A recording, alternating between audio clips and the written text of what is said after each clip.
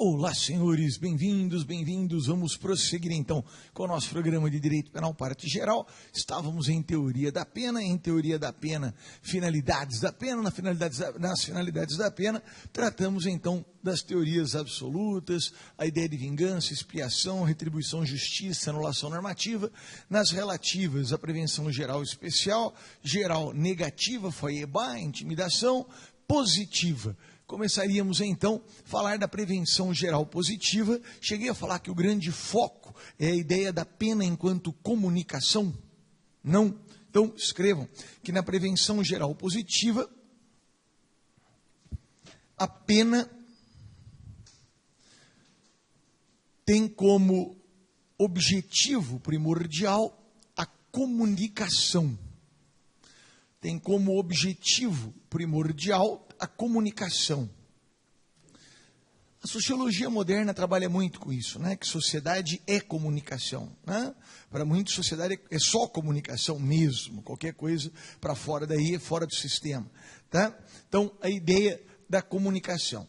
Bom, em Ruxin, então, nós temos duas vertentes de prevenção geral positiva. Vamos organizar.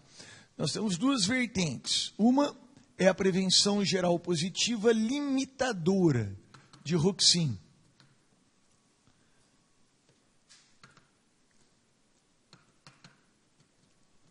Limitadora de Ruxin. E a outra é a prevenção geral positiva fundamentadora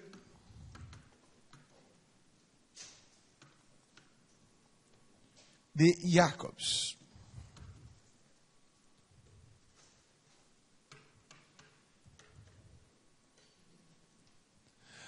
Bom, qual que é a ideia de Ruxin? Escreva aí. A pena tem o objetivo de revitalizar a crença na vigência da norma, revitalizar a crença na vigência da norma,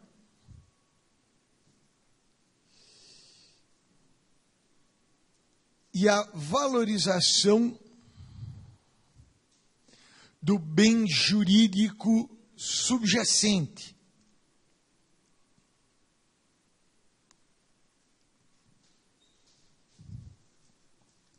E a valorização do bem jurídico subjacente. Ou seja, para que serve a pena? A pena serve para lembrar a norma. E você lembra a norma a partir da lembrança, do reaprendizado sobre a importância do bem jurídico subjacente. Muito abstrato. Vamos lá. Imagine que eu chego agora aqui na classe, não é? E eu tive a honra, né, de ser diretor da Escola da Defensoria, 2 mandatos. E tinha gestão de um patrimônio grande, né? A escola tem uma boa verba anual, paga pós-graduação para os defensores, indeniza livros, blá, blá, blá. Tá. Imagina que eu chego aqui e digo, senhores, eu tenho uma confissão a fazer. E é um exemplo teórico, tá bom? Pelo amor de Deus, sem prender professor em flagrante. Eu digo, eu tenho uma confissão a fazer. Eu desviei R$400 mil da defensoria, da Escola da Defensoria, para comprar um apartamento. Se eu digo isso, qual é a sensação que essa confissão traz? Uma sensação de indiferença? Tá bom, aula, continua. Ou é uma sensação, não é? De repúdio, uma sensação de decepção? Como que é? É uma sensação de indiferença ou uma sensação de decepção, de repúdio, uma sensação negativa? Negativa. Tá. Se eu falar para vocês que eu comprei esse relógio num camelô aqui na frente, paguei 50, qual é a sensação? Repúdio, negativa, decepção ou indiferença? Tá, continua a aula. Indiferença. Por quê? Por que a primeira sensação é de repúdio e a segunda de indiferença? Ruxin explica. Você já viu pessoas, não é, processadas e condenadas, talvez em número menor do que o devido, verdade?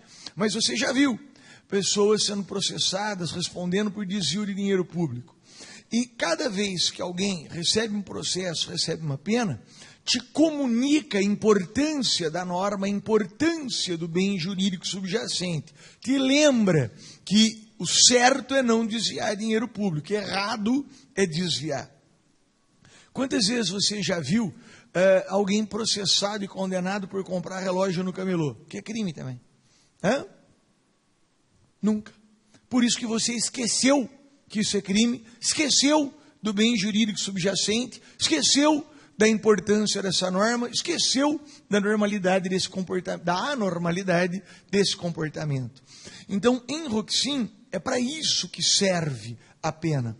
A pena, ela tem esse efeito, pode anotar, que a pena tem um efeito pedagógico, de ensinar, de relembrar sobre a norma e o bem jurídico. Tem um efeito pedagógico, de relembrar, de ensinar sobre a norma e o bem jurídico.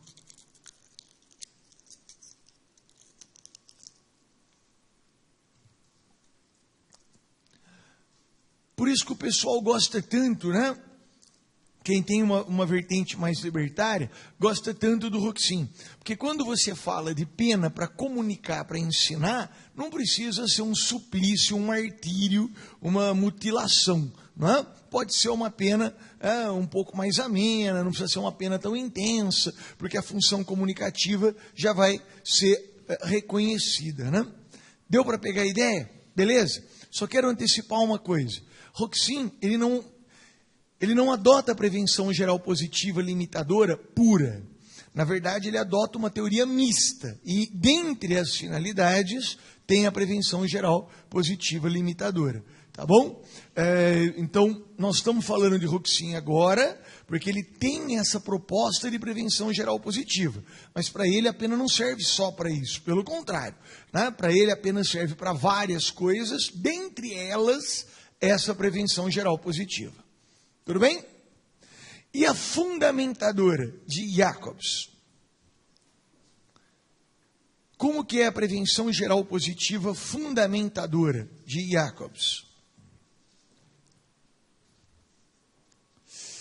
A primeira coisa que você tem que ter em mente, né, quando fala em Jacobs, é que Jacobs ele despreza a teoria do bem jurídico, tá? Põe isso, premissa. Premissa. Desprezo a tradicional teoria do bem jurídico. Desprezo a tradicional teoria do bem jurídico. Jacobs acha isso uma grande bobagem. Tá? Ai, mas o direito não existe para proteger bem jurídico, o direito penal não existe? Jacobs diz, não. Quer mostrar isso? Fala um bem jurídico para mim. Fala um bem jurídico. Vida. O direito penal protege a vida? Jacobs diz, não protege. As pessoas morrem. Elas morriam, elas morrem e elas morrerão. E o direito penal nada pode fazer a respeito. O que o direito penal pode fazer contra a idade? O que o direito penal pode fazer contra uma doença? O que o direito penal pode fazer contra um raio, uma inundação, um vulcão? Nada. Então, não, o direito penal não protege a vida. Patrimônio. O direito penal não protege o patrimônio. O direito penal protege o teu patrimônio da compra de um bem que você não precisa. Ele protege o teu patrimônio da compra de um bem para o décuplo do valor que ele deveria ter. O patrimônio protege, o direito penal protege teu patrimônio contra a queda na bolsa. Não. O direito penal não protege o teu patrimônio. Tá? Aí a colega vai dizer, não, Gustavo, o direito penal protege o bem de determinados ataques. Não é verdade. Se você quiser fundamentar o direito penal e a pena na certeza de que ele te protege de determinados ataques, desculpa, isso é um fracasso.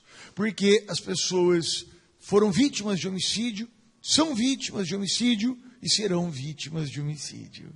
Tá? Então, o direito penal pode até ter essa função secundária de tentar proteger a vida, mas não pode ser a função primordial. Senão, estaria evidente fracasso. Não é? O direito penal está aí há 2000 anos, as pessoas continuam sendo mortas. as pessoas continuam sendo roubadas, as pessoas continuam sendo furtadas. Então essa não pode ser a função primordial. Mas qual seria? A colega dirige? Dirige. Passa no sinal verde? Passa. Sabia que tem gente que passa no sinal vermelho? Estou confuso. A colega dirige, sabe que tem gente que passa no sinal vermelho e mesmo assim passa no sinal verde? Como? Por quê? Por que você passa no verde sabendo que tem gente que passa no vermelho? Porque no verde você pode passar, mas você sabe que tem a chance de alguém estar passando no vermelho. E você insiste em passar no verde. Isso não faz sentido. Por que você passa no verde? Porque é autorizado. Então, como é autorizado, você corre o risco. Ou você não pensa no risco? Procura não pensar. Por que você insiste em passar no verde quando você sabe que tem gente que passa no vermelho? Porque é importante que você tenha a expectativa de que pode passar no verde. Nós precisamos que você acredite que pode passar no verde. Porque se você não acreditar que pode passar no verde e parar no verde, para o trânsito. Tá?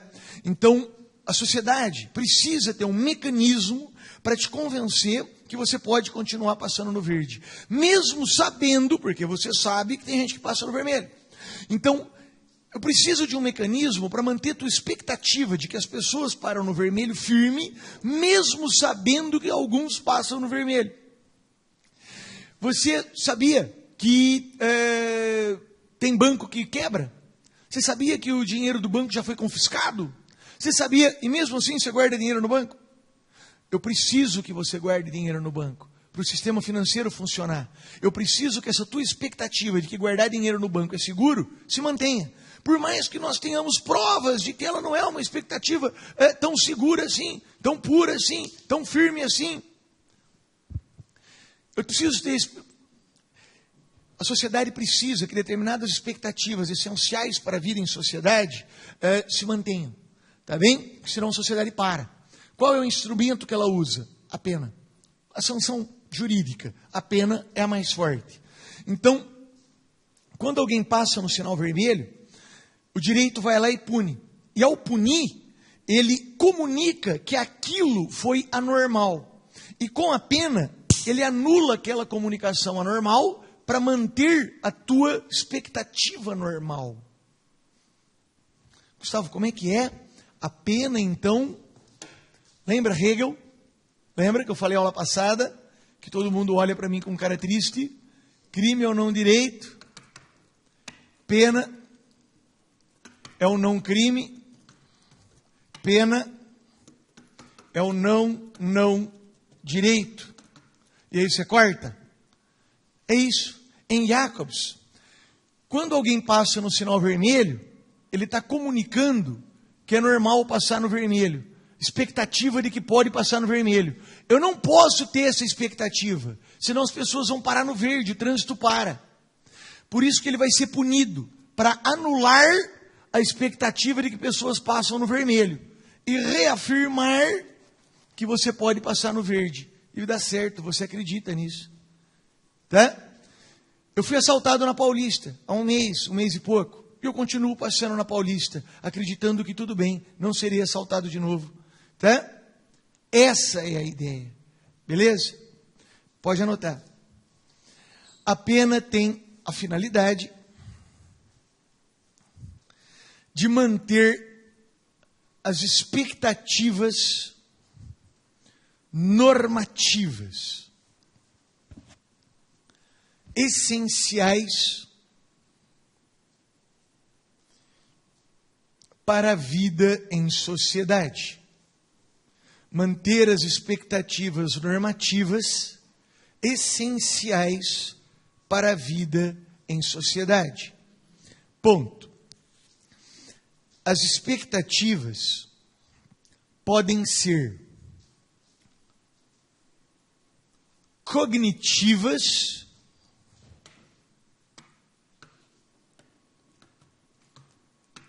e normativas, ou normativas.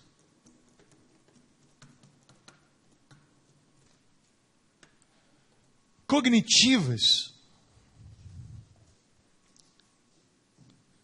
Está dando para notar? Me ajuda. Cognitivas são aquelas que, defraudadas, se alteram.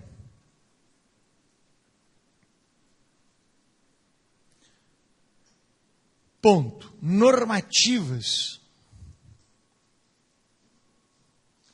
são aquelas que se mantêm mesmo se contrariadas. São aquelas que se mantêm mesmo se contrariadas. Pois bem, as expectativas pouco importantes para a vida em sociedade podem ser cognitivas. Tá?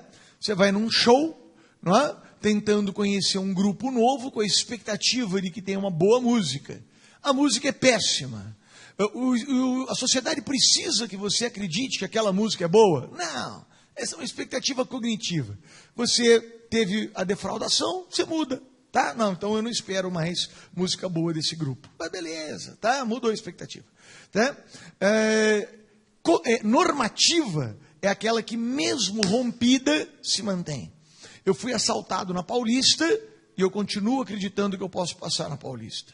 A colega viu gente passar no sinal vermelho e acredita que continua passando no sinal verde. O colega sabe que tem gente que compra pela internet e não recebe e ele continua comprando pela internet. Colega, então essas expectativas que se mantêm mesmo depois de rompidas, nós chamamos de normativas. As expectativas essenciais para a vida em sociedade têm que ser normativas. Tá? Se elas mudam, a sociedade perde. Como mantê-las normativas? Com a pena. A pena vem e anula a comunicação de expectativa da ruptura. Anula e mantém a expectativa essencial. Deu para pegar? Beleza? Joia? E é interessante, né, como, por vezes, isso quase que beira a irracionalidade. Eu costumo brincar. Imagine que entra aqui agora um aluno desesperado. Gente, acabaram de assaltar um aluno aqui na porta do cursinho, não é? Bateram no aluno, machucaram, levaram todo o material dele. Aí o pessoal fica desesperado, né? Pensou levar todo o seu material? Tá? Bom, como é que você vai sair hoje do curso? Normal, tranquilo, ou vai sair ressabiado? Ressabiado. O que não faz o menor sentido racional. Porque qual a chance do assaltante estar lá na porta? É zero, mas você sai ressabiado. Por quê? Porque teve ruptura de expectativa. Você perdeu a expectativa de segurança ao sair do curso. Você chega amanhã como? Tranquilo ou ressabiado? Ressabiado. Vai embora como? Ressabiado. Chega como? Ressabiado. Até que vem a notícia. Prenderam o assaltante. Ufa. Agora a gente pode voltar a entrar e sair tranquilo do curso, porque não tem mais perigo. Né? Então, sob a perspectiva racional, isso não faz o menor sentido. Menor. Porque é claro que ele não é o único assaltante do mundo. Mas se você acredita nisso, te tranquiliza, não te tranquiliza, tranquiliza. Tá bem? Você vai se sentir muito mais seguro se souber que o cara que assaltou aqui na porta foi preso. É essa a ideia. Para isso que serve a pena. Primordialmente. Sim, Jacobs reconhece que pode ter uma função secundária de intimidação e tal. Secundária. Tá? Se você pautar o direito penal nisso, você está pautando o direito penal num fracasso, em algo que você não consegue demonstrar. Deu para pegar? Beleza? Joia? Ponto. Prossigo. É bem interessante isso. Né? E é por isso que o pessoal critica Jacobs, fazendo uma observação rápida, porque perguntam a ele, e que tamanho de pena você precisa? Ele vai falar, o tamanho necessário para manter a expectativa. Sociedades evoluídas têm expectativas fortes. Uma pena pequena é suficiente. Sociedades pouco evoluídas, com valores fracos, expectativas fracas, precisam de penas fortes para se manter, para se revigorar. Tá? Ah, mas então você está dizendo que o direito penal pode ser forte, que o direito penal pode ser intenso demais? Ele fala, eu não estou dizendo, eu estou narrando. É assim. Sociedades democráticas têm um direito penal democrático. Sociedades totalitárias têm direito penal totalitário. Ou você já viu alguma sociedade democrática com direito penal totalitário? Ou já viu alguma sociedade totalitária com direito penal democrático? Isso é uma bobagem. A política define o jurídico não define a política. Tá bem? Não tentem me sobrecarregar querendo que eu exija um direito penal democrático em qualquer circunstância. Não é assim. O mundo não é assim e o direito penal não é assim. Tá? E um ponto que talvez valha a pena destacar, escreva aí no caderno. As expectativas normativas estão cristalizadas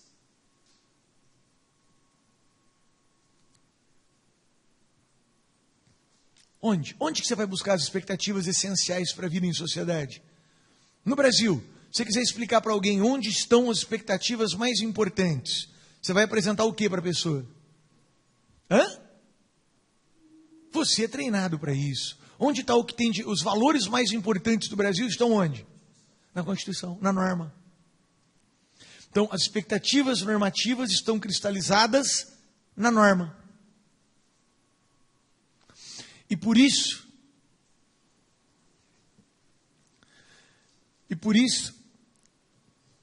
é comum indicar o sistema de Jacobs como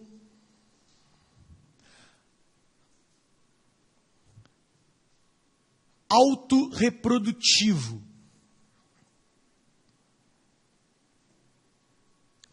Autopoético. Autorreprodutivo. Autopoético.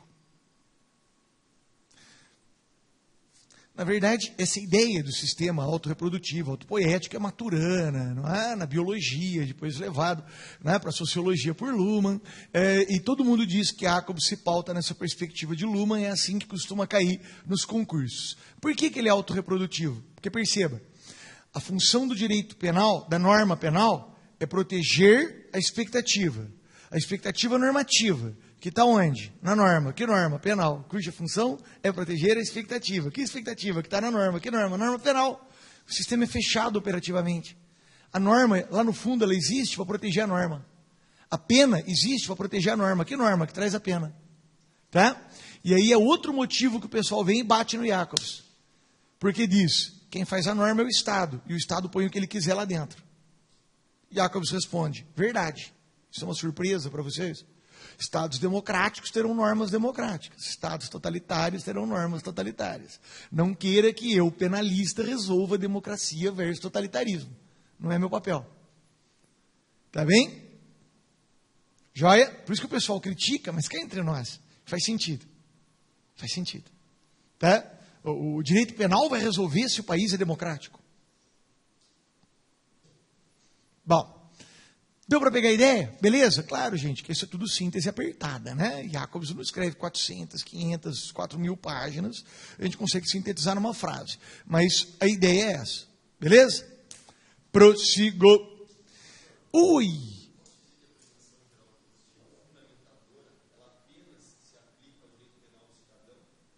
Sim, então, o colega pega e fala, Gustavo, essa prevenção geral positiva fundamentadora, ela é o direito penal do cidadão, né? É o direito penal. Mas quer ver como engata? Para que serve então o direito penal? Para manter a expectativa. Tá bem? Tá. Tudo em base de comunicação. O colega está lembrando do inimigo. Por isso que o colega falou direito penal do cidadão versus inimigo. É que isso que eu estou falando é a segunda fase de Jacobs. É antes dele falar do inimigo, que é a parte consagrada de Jacobs. Jacobs se consagra no seu tratado. Não é? E o que cai nos concursos é o tratado. Jacobs tem 5 fases. Não é? Essa daqui é a terceira. É da segunda para a terceira, que é a que consagra. Depois ele escreve o direito penal do inimigo e depois ele vem com a cimentação da dor. Tá? Bom, mas pergunto.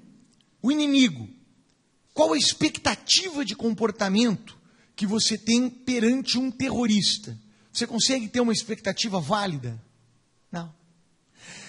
O terrorista recebe comunicação estatal? Não. Então, ele está fora do sistema jurídico enquanto comunicação, porque ele não é um receptor válido da comunicação. Tá? Como ele não é um receptor válido da comunicação, eu não vou trabalhar com o direito de comunicação. Com ele eu vou trabalhar com o direito força, eliminação, vencer, guerra, direito penal do inimigo. Por quê? Porque ele não é um receptor válido. Ele não é um participante válido da comunicação social. Ele não comunica expectativa e ele não recebe comunicação. Ele está de fora.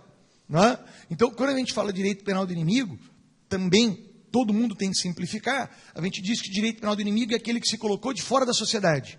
Como que eu sei que ele se colocou fora da sociedade? Na medida em que ele não é um receptor apto das comunicações sociais. Ele não recebe a comunicação da norma. Ele é surdo à comunicação da norma. Tá? Por isso que não funciona o direito penal de comunicação para ele. Beleza? Joia? Ponto. Prossigo. Pode falar o que for de Jacobs, mas ele é uma linha reta, assim, ó, né? Eu brinco, né? Que eu amo e odeio. Né? Eu sei que eu tenho que não gostar, né? Mas o Tratado de Jacobs é tranquilamente uma das obras mais perfeitas de direito penal já escritas. Né? Ele é coerente, ele parte de uma premissa e ele vai. E ele vai resolvendo tudo a partir dessa ideia de quebra de expectativa. Tudo, tudo. Me permita, sem querer, né? Por que o inimputável? É porque eu acho tão... Como ele resolve tudo a partir dessa ideia de quebra de expectativa. Por que o inimputável não recebe pena? Se abre a porta aqui, aparece o inimputável, um louco, muito louco, tá?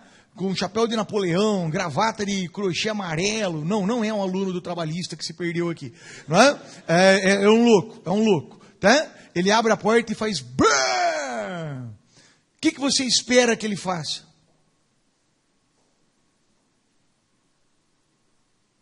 Não tem nenhuma expectativa válida. Por isso que ele não quebra expectativa. Como ele não quebra expectativa, eu não preciso da pena para manter expectativa. Por isso que eu não puno o inimputável.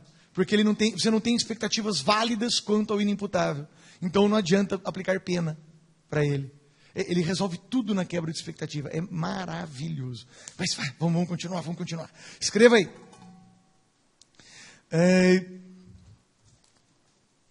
Mas é perigoso. Mas é maravilhoso. Vamos lá. Acabamos a prevenção geral. Lembra então que a gente fez assim, ó, retributivas e preventivas. Nas preventivas, você tem as relativas, né? As de prevenção geral e as de prevenção especial. Nas de prevenção geral, a negativa e a positiva. Chegamos agora nas de prevenção especial. Beleza? Beleza. Escreva aí. Na prevenção especial,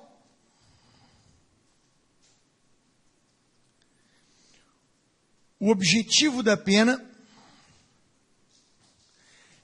é gerar efeitos no condenado. O objetivo da pena é gerar efeitos no condenado.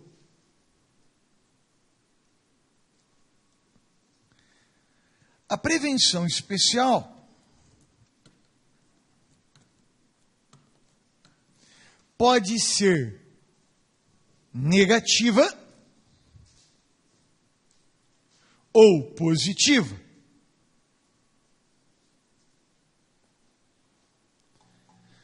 Pode ser negativa ou positiva. Então, prevenção especial não está focando na comunidade, está focando no condenado. Beleza? Beleza. Negativa. A negativa tem duas vertentes.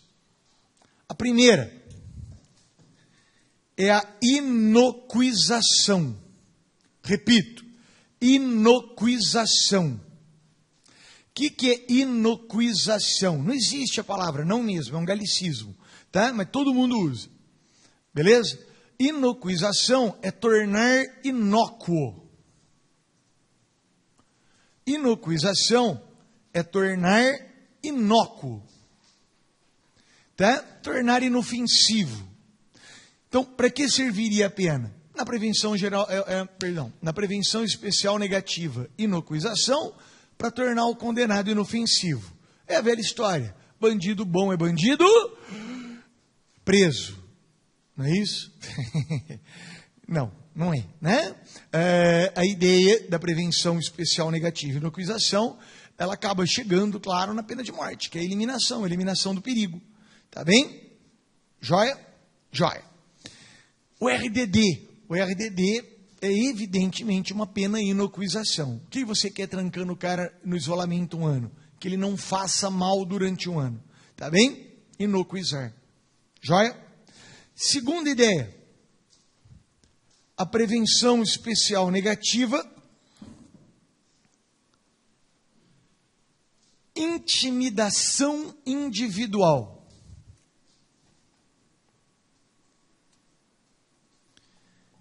Intimidação individual. Como assim? O condenado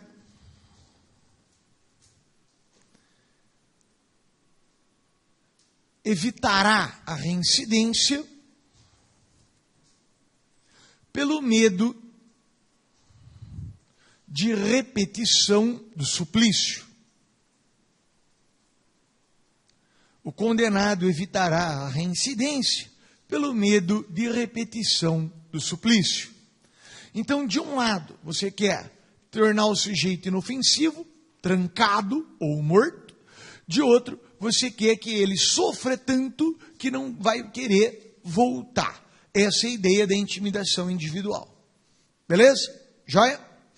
E a positiva? Prevenção especial positiva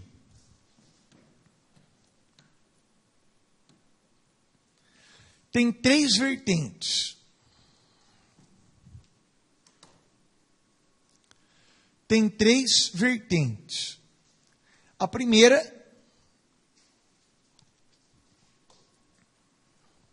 é a pena tratamento.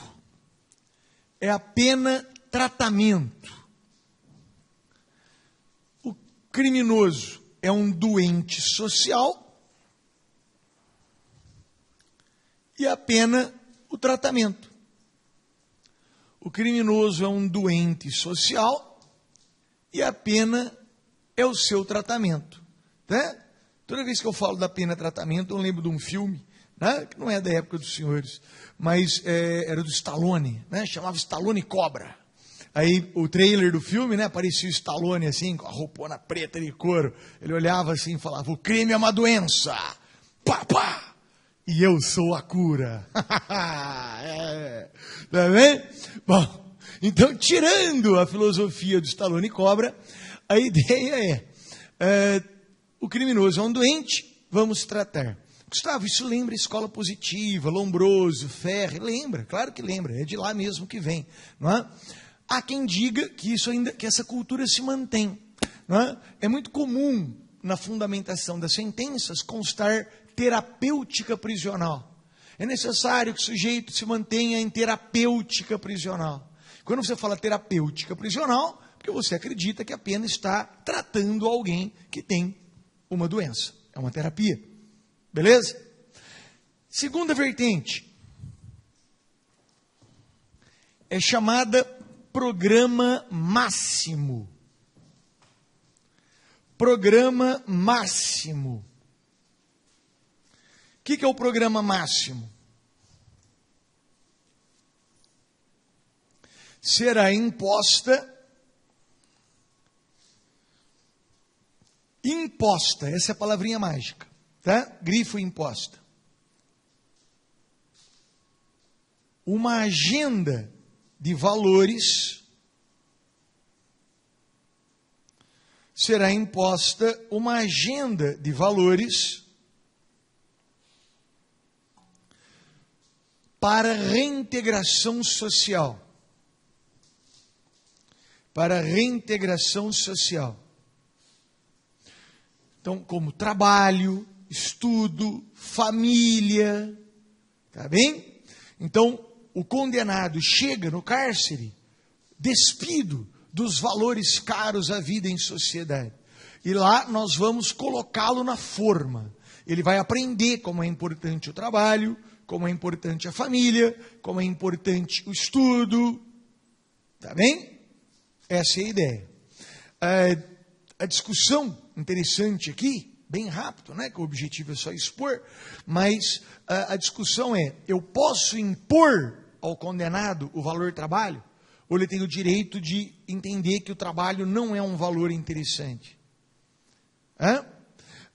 Ou ele tinha esse direito antes de praticar o crime e perdeu na medida em que praticou o crime? Muitos sustentam isso. O sujeito em liberdade tem o direito de não querer trabalhar, mas o sujeito que pratica o crime, ele perde o direito a ter essa opção de valor, e ele vai ter que aprender os valores, não é, que reinam na sociedade. Interessante, interessante. Discussão, isso é para todo lado. Por fim, programa mínimo. Programa mínimo. No programa mínimo, o Estado deve facultar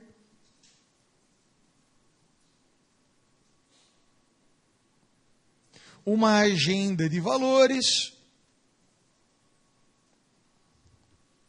para a reintegração social.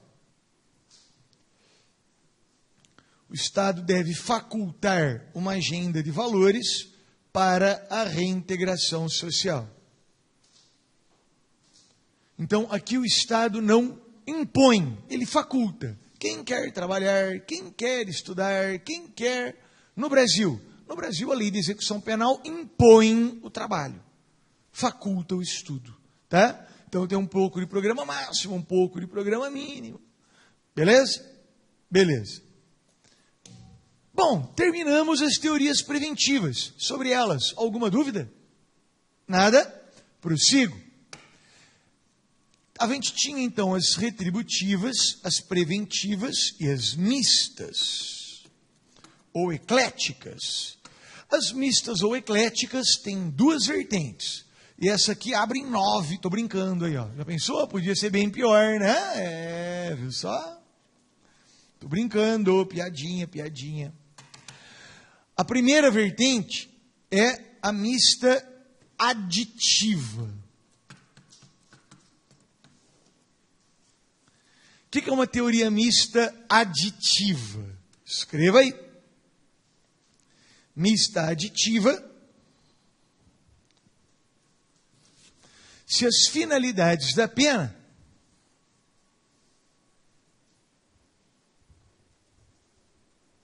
são justapostas em busca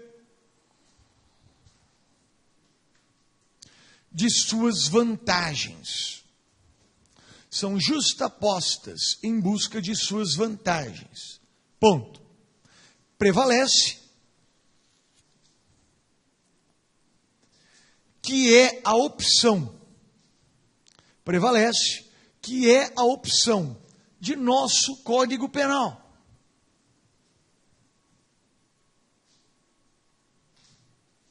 No artigo 59. No artigo 59.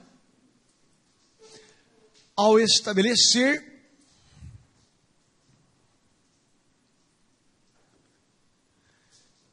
que a pena será necessária e suficiente,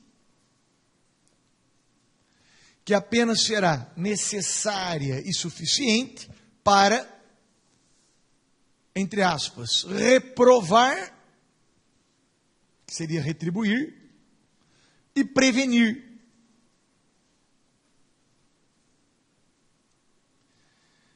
Então, a ideia do nosso legislador é: por que eu vou ficar numa pena que só previne, se eu posso retribuir? Por que eu vou ficar numa pena que só retribui, se eu posso prevenir? A pena serve para tudo, olha que coisa boa. A pena faz justiça, anula normativamente, vinga, intimida, ressocializa, comunica, trata. Não é uma alegria? Então, é o objetivo do legislador. Por que eu estou falando nesse tom? Porque a ideia era expor, muito mais do que criticar, né? Só que aqui, como a gente está falando do modelo brasileiro, para muitos está aqui o começo do grande problema. Porque quando a gente diz que a pena serve para tudo, lá no fim é porque a gente não sabe bem para que ela serve, tá? E muitas vezes ela vai acabar não servindo para nada, porque a gente não conseguiu fixar o para que ela serve. Roxin diz que de todas as escolhas, a pior é a mista aditiva. Tá bem? Por quê? Escreva aí. Roxin critica a teoria mista aditiva.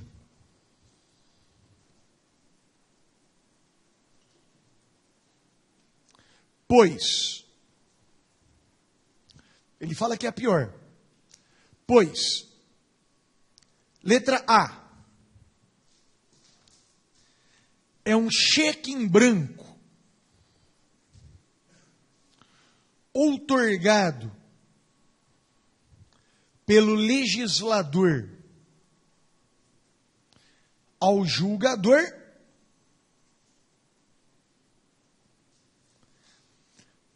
para a escolha, é um cheque em branco outorgado pelo legislador ao julgador para a escolha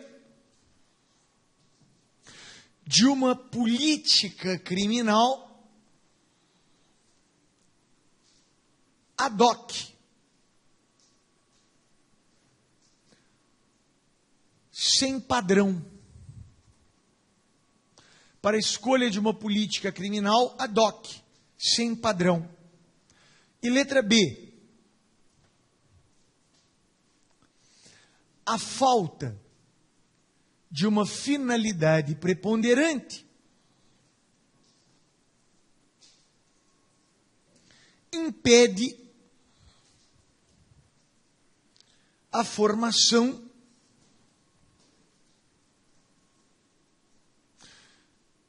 de um sistema punitivo coerente.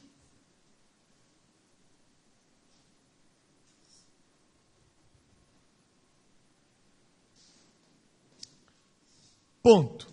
Eu explico isso. É o seguinte. Primeiro, o tal do cheque em branco. É um baita de um cheque em branco, tá? Quando a gente diz que a pena serve para tudo, quer dizer que o juiz pode fundamentar a pena em qualquer coisa. E ele pode fundamentar numa coisa hoje e outra amanhã. Você não vai poder cobrar coerência. Me permita um exemplo. Posso dar o exemplo do Lalau?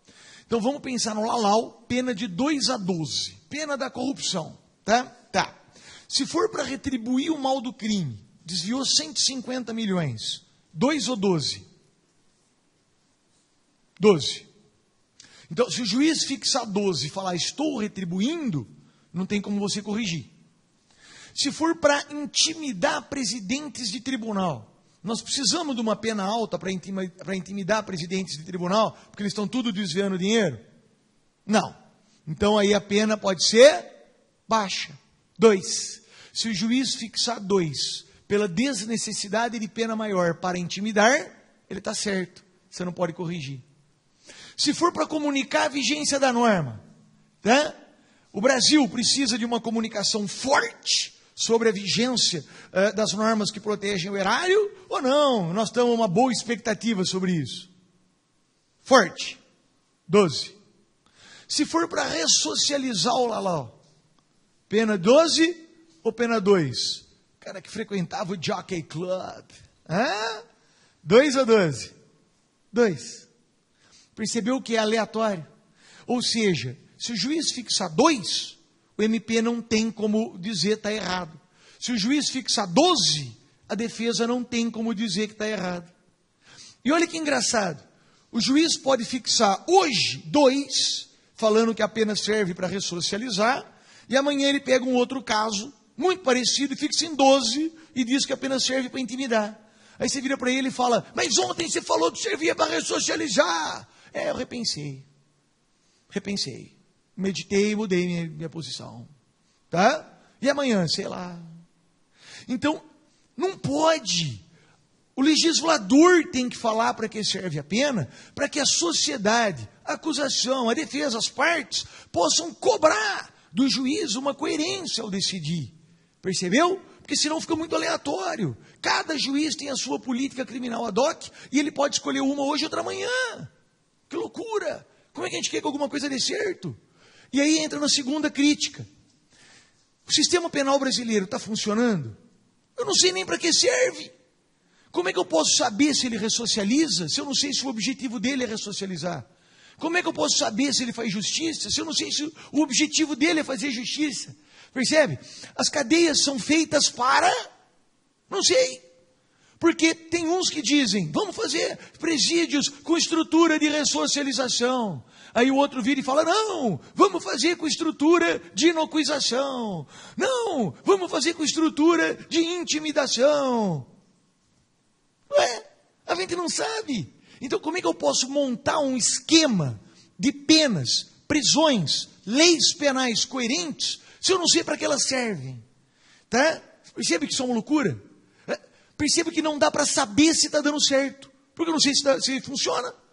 Se servir para fazer justiça, o que eu tenho que ver é se as penas estão retribuindo o mal do crime. Se servir para ressocializar, se servir para intimidar, se servir para... Interessante, né? Segunda, dialética. E aqui, cada autor vai ter a sua proposta dialética. Eu não vou perder tempo falando de cada autor, tá bom? Eu vou falar da estrutura, a ideia dialética. Escreva aí.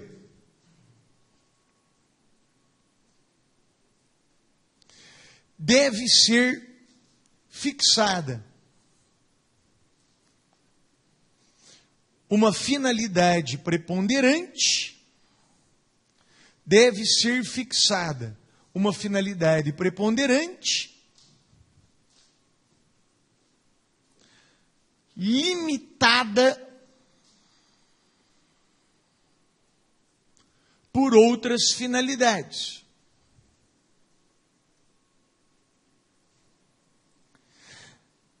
Como assim? Você tem uma linha preponderante e você tem limites, tá? Explico. Fala uma finalidade para mim, fala uma finalidade. A pena serve para a prevenção geral negativa. Fala outra. Hã? Prevenção geral negativa ele já falou. Prevenção especial. No limite máximo que permita a prevenção especial, fala outra. E no limite da mínimo para retribuição ou para ressocialização. Então, perceba, eu tenho um objetivo, um máximo e um mínimo. Pronto, você consegue cobrar do juiz coerência. O juiz, ao fixar a pena, ele vai ter que escrever. Falar, olha, a pena com o objetivo de intimidação deve ser tal. Não pode superar tal porque é o limite da outra finalidade. Mas não pode ficar aquém de tanto porque é o limite da outra finalidade. Tá bem? Olha que interessante. Pronto. Então seria preciso o perfeito matemático. Não, mas você teria um começo. Com o caso do Lalau, o juiz teria que explicar. Ele teria que falar, olha, para intimidar eu preciso de pouco. Mas eu tenho que perceber que para comunicar a vigência da norma não pode ser tão pouco. Tem que ser um pouco mais. Não poderia superar tal, porque tal seria o outro limite. Agora, que finalidades vão estar no limite máximo, no mínimo e no preponderante? Escolha política. Cada um faz a sua. Roxin tem a dele, é ele que propõe, não é? Mas Hassamer tem a dele, Schurman tem a dele, Figueiredo Dias tem uma muito famosa, tá bom? Cada autor vai fazer a sua proposta. Mas eu acho que o mais bonito é ter essa linha de coerência, essa estrutura de limites para lá e para cá. Tá bem? Tá joia? A gente volta a falar disso, não é? Num momento um pouquinho posterior. Gente, escreva aí outras concepções sobre a pena. Rapidinho, prometo.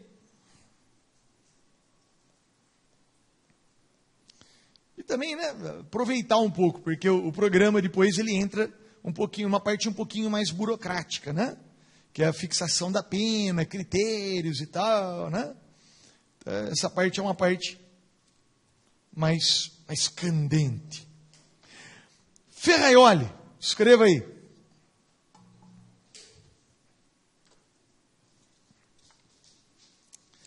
Para Ferraioli, é o pai do garantismo, né? Luigi Ferraioli. Para Ferraioli, a pena serve, 2 pontos.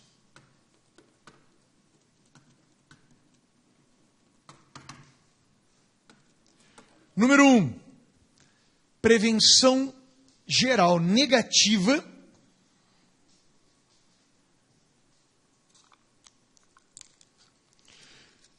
justificada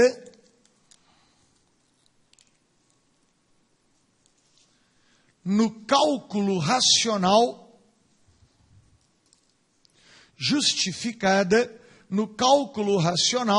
da diminuição da violência.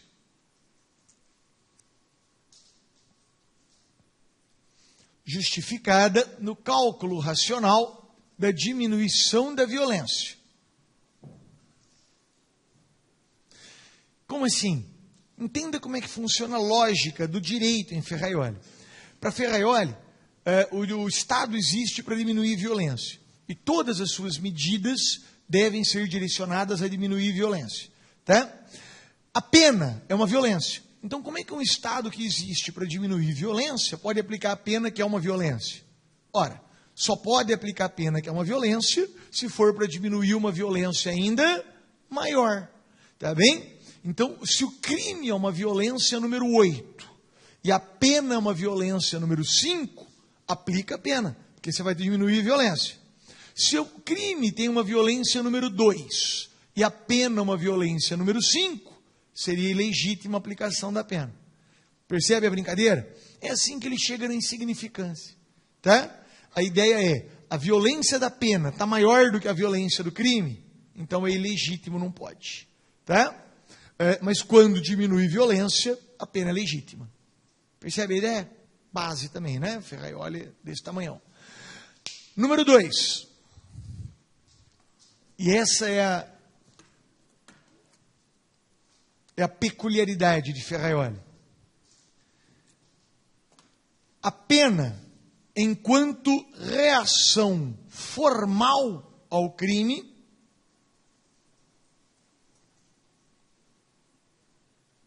contém a reação informal, diminuindo violência. Diminuindo violência. O que o Ferraioli quer dizer com isso?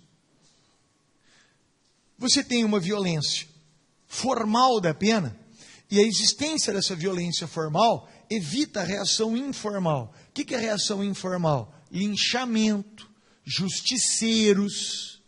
Tá bem? Imagine que eu chego na sala e humilho o colega. Fica todo mundo meio assim comigo. Eu humilho de novo. No dia seguinte eu dou um tapa no colega. Pá! A classe fica toda, né? Olha só. Pá! A classe vem falar comigo. Ô, Gustavo, dá para parar? Não paro. Pá! A classe vai lá falar com o coordenador. Ó, tem que fazer uma coisa com o Gustavo, não sei o quê. Pá! Ó, vocês têm que tirar o Gustavo da turma. Pá! Vocês vão me pegar na saída e me cobrir de pancada. Tá? Por quê? Porque a falta de reação formal acaba fomentando a reação informal. E a informal é descontrolada. A informal é linchamento. A informal é vingança. A informal é justiceiro. Pegou a ideia do Ferraioli? Beleza? Percebeu como de novo ele está partindo da premissa da diminuição da violência? Tá bem? O garantismo tem como premissa a diminuição da violência. Tá joia? Beleza? Ponto. Hassemer tem uma prevenção geral positiva, tá? Também. Mas ele fala de um outro efeito da pena, muito interessante, para quem sustenta que a vítima pode recorrer para aumentar a pena. Olha que interessante. Escreva aí. Hassemer recém-falecido, foi ministro da Suprema Corte Alemã, além de ser um professor de escola, né? Então é um dos raros casos em que um acadêmico foi também, um profissional do direito na Alemanha. Então escreva que além da prevenção geral positiva,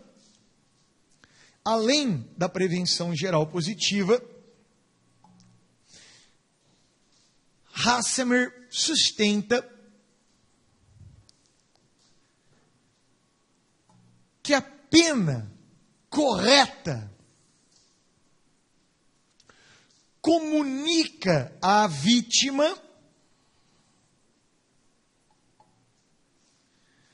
que o dano, que a dor, que o dano não foi culpa sua nem do destino, mas sim do infrator. Eu faço muita força para não concordar, mas a ideia é linda. Porque é o seguinte, é absolutamente humano que quando você tem uma dor muito forte, ou principalmente quando um ente querido seu tem uma dor muito forte, você fica pensando nas culpas, tá? Então você imagina o pai, a mãe que está dirigindo o carro e acaba tendo um acidente, alguém passa numa preferencial, alguém avança numa faixa, sei lá, colide e machuca, não é? Seu filho, seu irmão, seu pai. A primeira coisa que você pensa é, o que eu poderia ter feito para evitar? Eu não precisava estar nessa rua, eu podia ter pego um outro caminho, eu sempre pego outro caminho, por que hoje eu vim por essa rua? Eu não vinha, hoje não era eu que levava meu filho para a escola, era perua. Por que eu resolvi levar? Se ele estivesse na perua, não teria isso acontecido, não é? É o destino que apronta isso para mim, não adianta. Eu nasci para sofrer mesmo, eu nasci para fazer mal para quem eu gosto. É assim, nós funcionamos assim. Tá? A gente não consegue ter uma atribuição direta de culpa. E nós entramos em umas neuras incríveis. Tenho certeza que muitos aqui já, não é? Eu poderia não ter passado por lá, não é? Não é meu assalto mesmo. Eu fiquei pensando, por que eu insisto em passar nessa avenida? Eu podia passar pela outra. Aliás, eu sempre passo pela outra, não é? Como se a culpa fosse minha de estar lá para ser assaltado, não é? A culpa fosse do pai que passa no sinal verde, não é? E é abalroado por alguém que passa no vermelho. Então Hassemer diz, quando você aplica a correta pena ao condenado, você está mostrando para a vítima, a culpa foi toda dele, não foi sua, não foi do destino, tá? Se tivesse uma parcela de culpa sua, a pena dele teria sido mensurada dessa maneira, estaria lá na pena, estaria lá na sentença. Olha, como houve também culpa da vítima, não está. Então, pronto, a culpa você não tem parcela nenhuma. Deu para pegar? Beleza? E é por isso que então você justifica o interesse da vítima em recorrer para aumentar a pena. Não tem essa discussão? Hoje prevalece que pode. Mas tem a discussão do porquê pode. Porque a vítima tem o direito à justiça. Tá. Por quê? Porque com a pena justa, ela tem essa comunicação segura. Isso é lindo. Isso é lindo. Tá bem? Por fim, última, a gente entra em técnica, Zaffaroni. Aí, bem de esquerda, tá bom? Joia? Quem quer defensoria, abraça forte. E quem não quer, critica. Mas vamos lá. Em Zaffaroni, é adotada a teoria gnóstica da pena.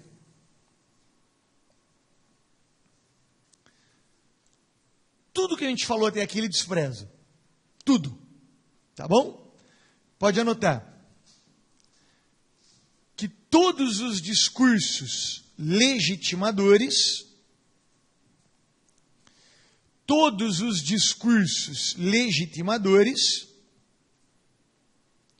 devem ser desprezados. Tudo que a gente falou até agora.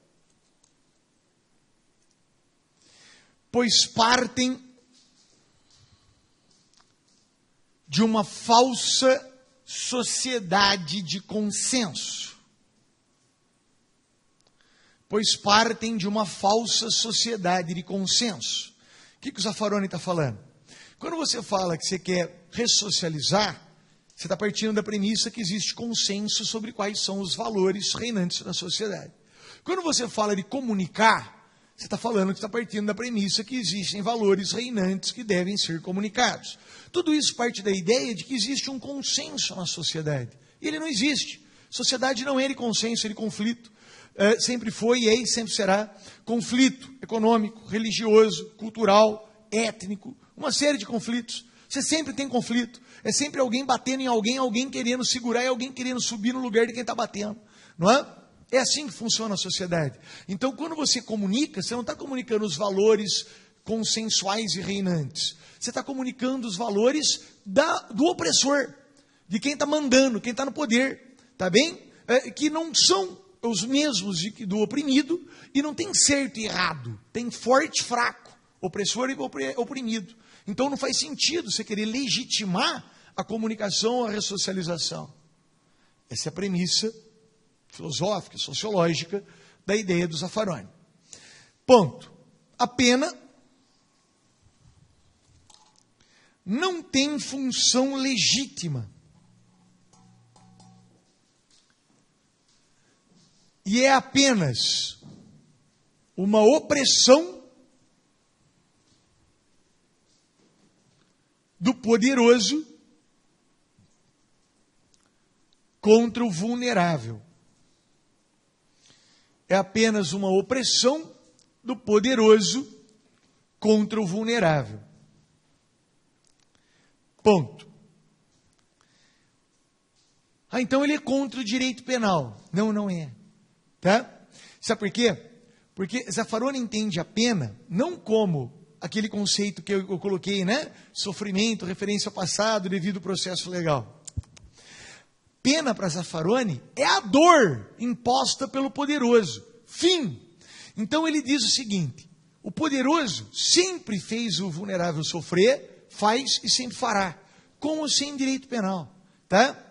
O poderoso não precisa do direito penal para fazer o vulnerável sofrer. Vide tortura na ditadura brasileira. Precisou do direito penal para pegar o pessoal e jogar lá nos porões e torturar? Não precisou. Não precisa. Tá? Pelo contrário, sabe o que faltou na tortura na ditadura? Direito penal. Se tivesse direito penal, não tinha tortura. Porque o direito penal não admite. Porque o direito penal exige devido ao processo legal. Então, para Zaffaroni, o direito penal não é a causa da pena. Ele é o filtro da pena. A causa da pena é o conflito, é a opressão. Ele é o filtro. Então, precisamos do direito penal para conter o abuso da pena, o excesso do poder e da dor. Esse é o raciocínio. Se quiser registrar, para Zaffaroni, a função do direito penal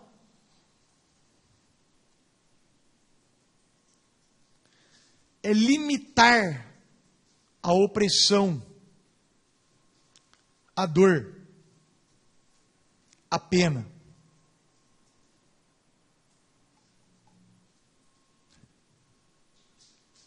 E daí a expressão, como que chama a proposta do Zaffaroni? Direito penal redutor. Há quem chame de funcionalismo redutor. E daí a expressão direito penal redutor. Ponto. Voltando rapidamente à pena. Por que teoria gnóstica? Escreva aí. A teoria gnóstica entende que a pena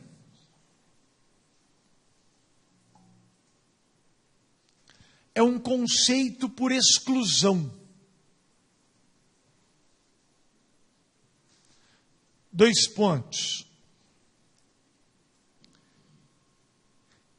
É o sofrimento imposto pelo poderoso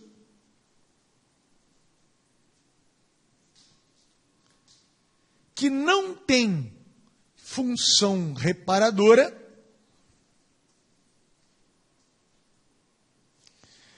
e não é coerção administrativa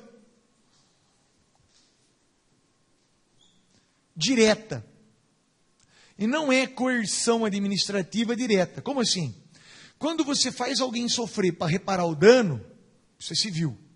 Quando é coerção administrativa direta, o que é isso? Pegar alguém em flagrante, tá? Isso é poder de polícia. Então, quando você tem um sofrimento do poderoso contra o vulnerável, que não repara o dano, e não é poder de polícia, a gente chama de pena. Tá? E ela serve para quê? De positivo, nada. Aliás, se ela tem alguma função, Zaffaroni diz que não conhece, que não provaram para ele. Por isso que é agnóstico. Perfeito? Tem? Ninguém conseguiu me convencer. Ninguém me provou. Tá bom? Conclui assim e a gente termina. Escreva. É agnóstica, pois não reconhece qualquer função positiva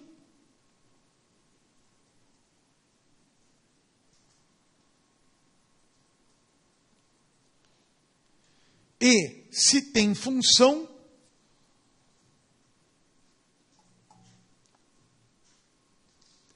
não foi comprovada. Não foi comprovada. Prova que ela faz justiça, prova que ela ressocializa, prova que ela intimida, prova. Tá bom? Tá joia? Beleza? Ponto! Matamos então as teorias de finalidade da pena.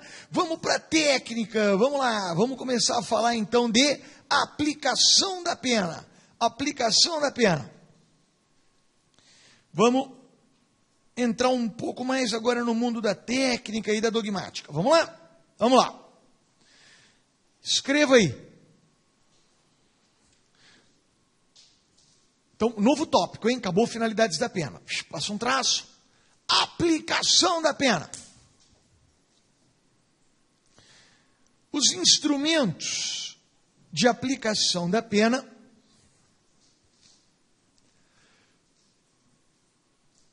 têm como objetivo concretizar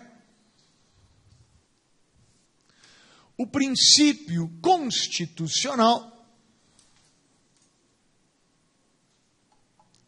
da individualização da pena. O princípio constitucional da individualização da pena. Artigo 5º, inciso 46, é isso mesmo? 46.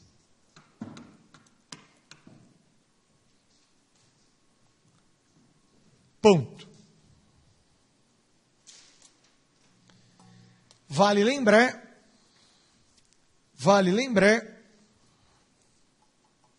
que a individualização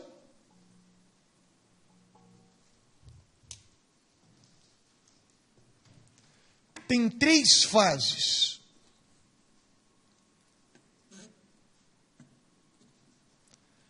Primeira, cominação legislativa. Primeira é a cominação legislativa. Como assim? Quando o legislador prevê crimes e penas, ele está individualizando. Está bem? Claro que está. Porque crimes mais graves têm penas mais graves, crimes mais leves têm penas mais leves. Isso é uma forma de individualizar. Quem praticar o crime mais grave vai levar maior, quem praticar o crime mais leve leva menor. Tá bom? Segunda fase. Segundo momento. A aplicação. Na sentença. A aplicação na sentença. Ao sentenciar, o juiz individualiza.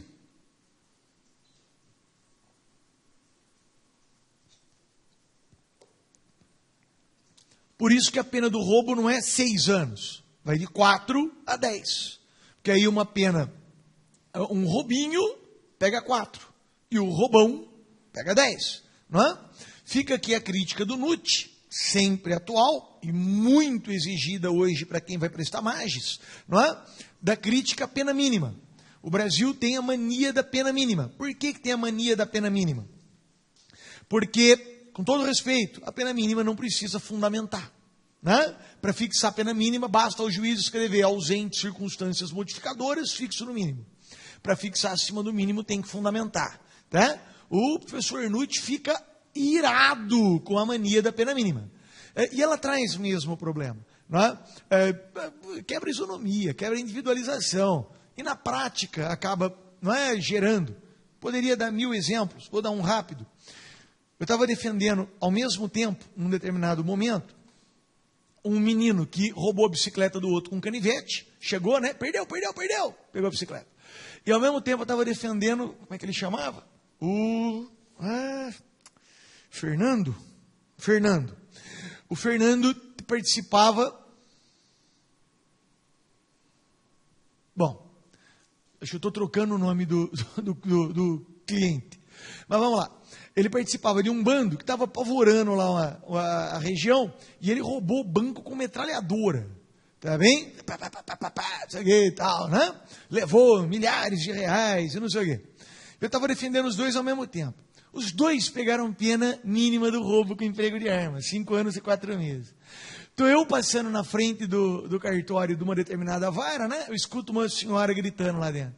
Só podia ser advogado do Estado. Essas porcarias são os vagabundos. Se eu tivesse pago advogado. Falei, é comigo, né? Vou entrar. É melhor, porque eu entro, converso no cartório, senão ela vai xingar lá na sala também. Então, conversa já. Entrei e falei, oi, né? Boa tarde, a senhora está falando de mim. Eu sou o defensor público que atua aqui nessa vara. Pois não, né? Tal, né? Faz parte do jogo. Tá bom, calma. O que aconteceu? Meu filho roubou a bicicleta do outro, canivetinho, pegou 5 anos e 4 meses. Falei, então, minha senhora, é a pena mínima do roubo. Não tinha o que fazer. Ele confessou, foi reconhecido, foi apanhado com a bicicleta, canivete na mão, pegou pena mínima. Só se eu cavar um túnel para ele, para eu tirar ele dele. Eu não tenho o que fazer, minha senhora, é a pena mínima, mas o outro lá roubou mais de 100 mil reais com metralhadora do banco e nem acharam dinheiro e pegou 5 anos e 4 meses também. Falei, então, minha senhora, a senhora viu como a culpa não é minha, porque eu também defendi o outro. Agora, eu não posso pedir para o juiz aplicar uma pena maior para o outro. A senhora vai lá e fala para o juiz. Mas é assim? Então, fica todo mundo sabendo. Quando meu filho sair, eu vou mandar ele roubar banco. Tem lógica. Se é para levar a mesma pena mesmo, para que pegar uma bicicleta? Tá? Então, o NUT critica muito a questão da pena mínima. Você que está na MAGES, lembra de jogar circunstância para individualizar na sentença. Beleza? Terceira. Execução. Na execução também tem individualização.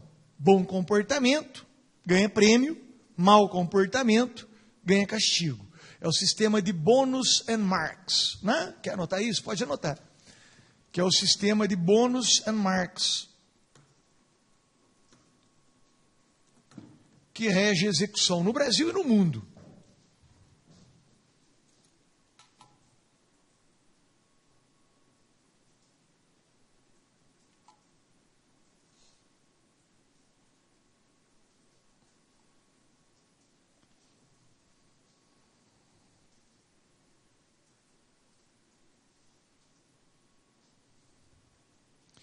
Vamos lá.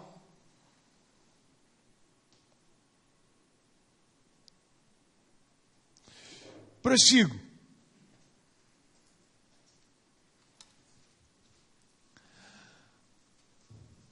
A individualização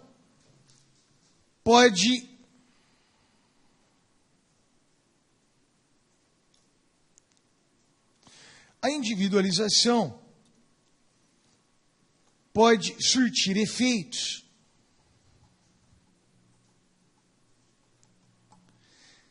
na escolha da pena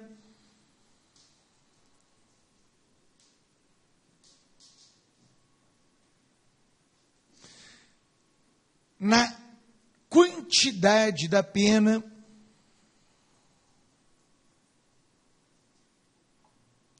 e no regime de cumprimento de pena.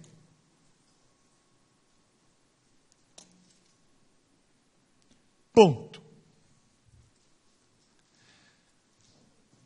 Nos termos do artigo 32 do Código Penal,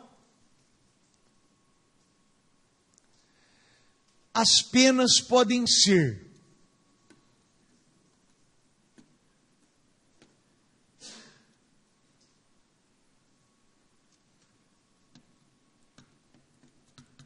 privativas de liberdade,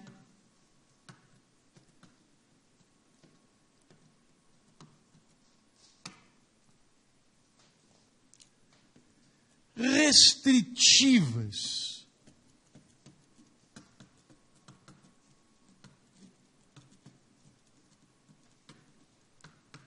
de direitos,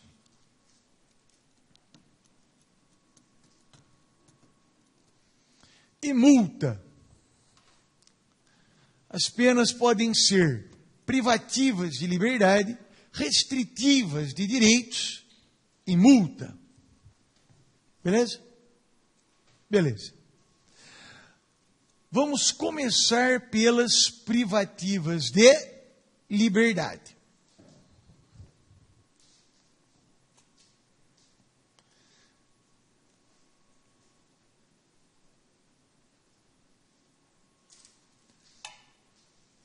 As penas privativas de liberdade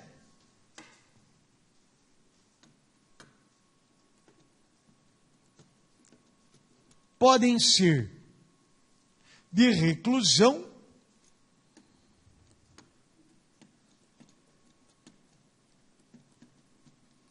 de detenção,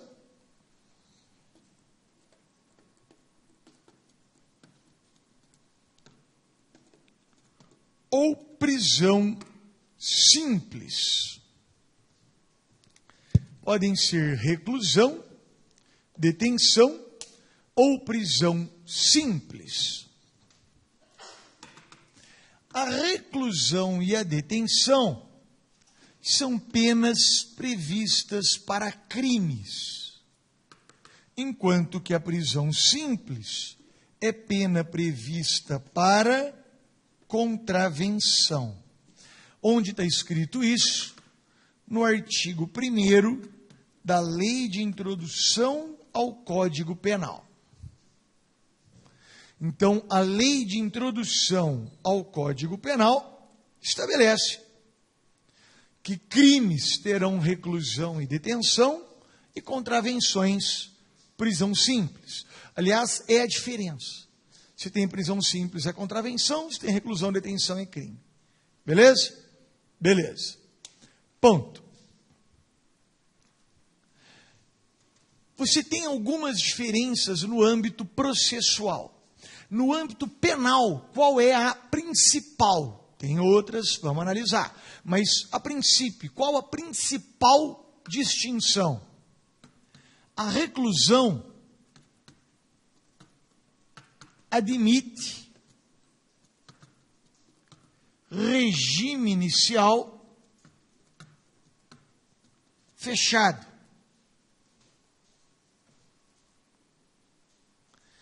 A detenção não admite regime inicial fechado. E a prisão simples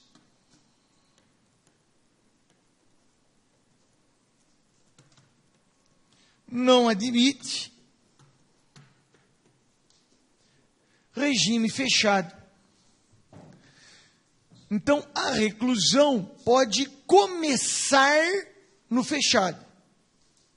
A detenção não começa no fechado, mas pode ir para o fechado se fizer bobagem. E a prisão simples não vai para o fechado nem fazendo bobagem. Tá bem? Essa é a ideia, a principal distinção entre reclusão, detenção e prisão simples. Gustavo, na medida de segurança também não tem? Tem, mas a gente vai estudar a medida de segurança no momento oportuno. Tudo bem? Que papo é esse? Então, gente, ficou claro que na reclusão pode começar, pode, não necessariamente. Na detenção só não pode começar, mas pode regredir. Tem muito aluno que fica confuso, né? Se o cara começa no semiaberto, como é que ele pode regredir ao fechado? É que regressão não é necessariamente movimento posterior à progressão. Regressão é um movimento dentro do sistema de Bônus-Marx, tá? Você tem 3 regimes. O cara que está em um e faz bobagem, ele regride, não é?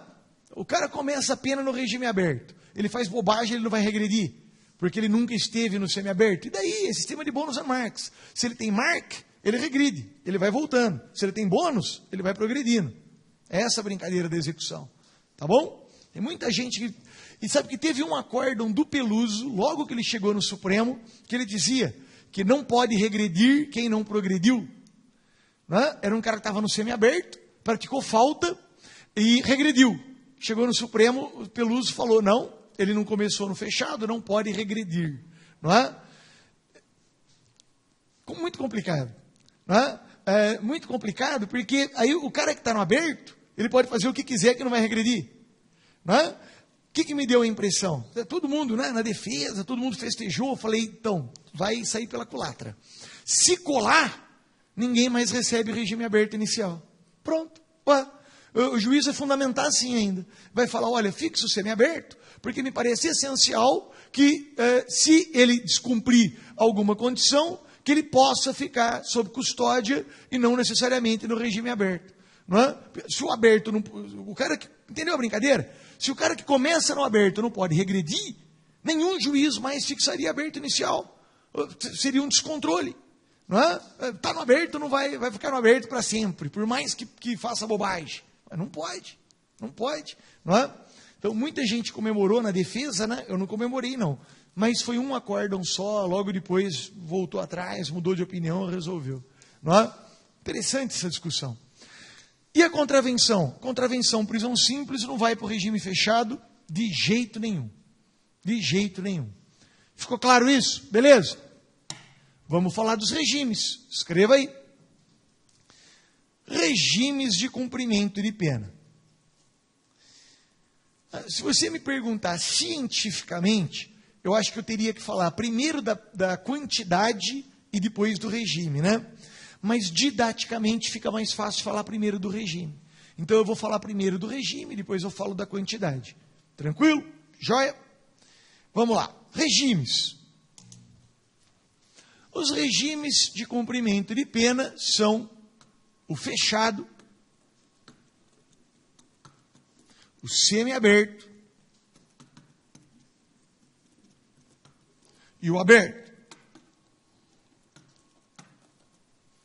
São o fechado, semiaberto e o aberto.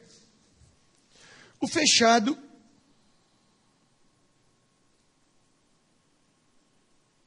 será cumprido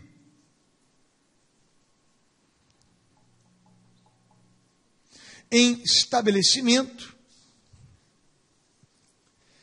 de segurança máxima ou média. O fechado será cumprido em estabelecimento de segurança máxima ou média. Ponto. O condenado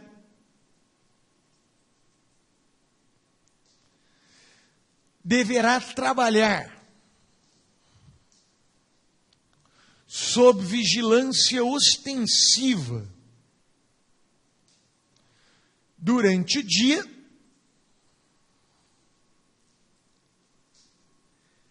deverá trabalhar em vigilância ostensiva durante o dia e se recolher em alojamento individual, cela, né? Se recolher em cela individual durante a noite. Dureza, né? É isso, regime fechado, viu? A cela tinha que ser individual durante a noite. Tá? Exatamente o que vem da clausura, lembra? Vamos lá.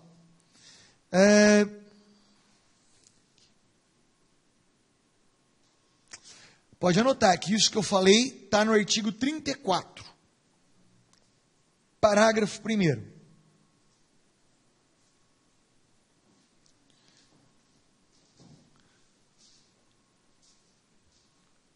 O sentenciado em regime fechado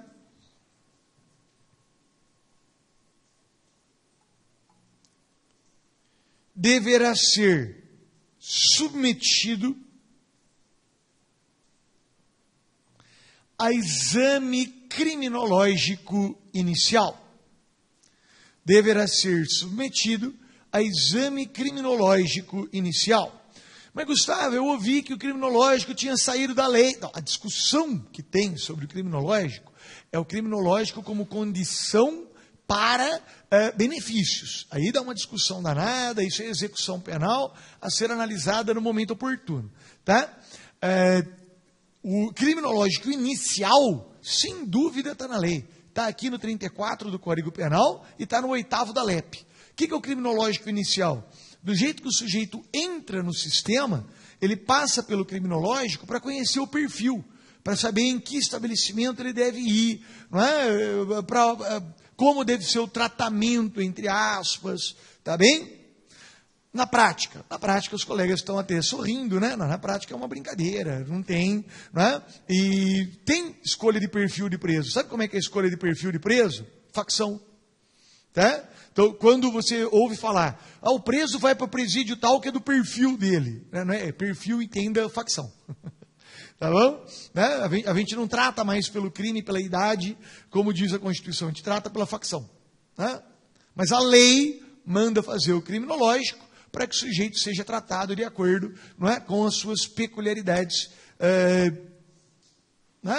as circunstâncias pessoais, individuais. Ponto. Regime semiaberto.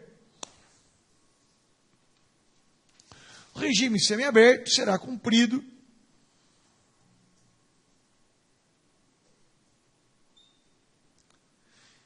em colônia agrícola, industrial ou similar. Em colônia agrícola, industrial ou similar. O colega sorri também, porque é similar, tá? Grifo similar, tá bom? Porque é o similar que tá valendo, tá?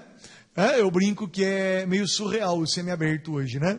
Tem um quadro que é o ícone do surrealismo, que é um grande cachimbo, e embaixo tem uma legenda, isso não é um cachimbo, né? Então, é a mesma coisa, né? O regime semiaberto, você pega um presídio fechado, aí você põe uma placa, isto é um semiaberto, tá? Virou semiaberto, beleza? É uma placa, né? É uma placa que você põe numa ala de um presídio, é tudo similar. Qual que é a ideia? Escreva aí.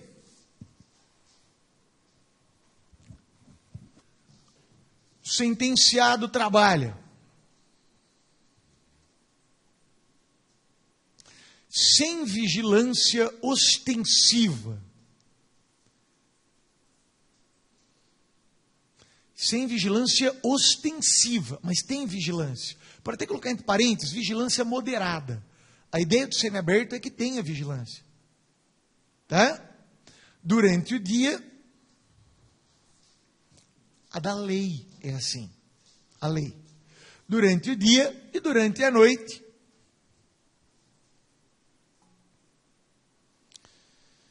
se recolhe em cela